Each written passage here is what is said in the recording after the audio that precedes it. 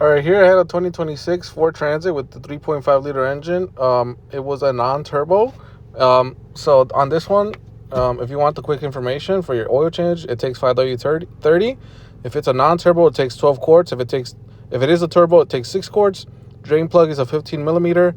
The torque on that is 19 to 20 foot-pounds, and then down there is the OEM filter number if you want to get that. If you don't know if it's a turbo or non-turbo, add it to 6 quarts first. Then check your dipstick, and if it's completely dry, then it's probably a 12 quart system. All right. So here at the top, you got your dipstick and oil fill cap right next to each other on the driver's side. And then at the bottom here, on the left here is where your drain plug is, and on the right here, all the way towards the front on the driver's side is where your oil filter is, kind of behind this plastic thing. This is your drain plug. It's in between the front diff and like this cross frame here. And then your oil filter, I couldn't take a better picture, but it's right there on the driver's side towards the front. This is the OEM oil filter if you wanted to get that. And then to reset your oil life, you're going to turn your ignition on.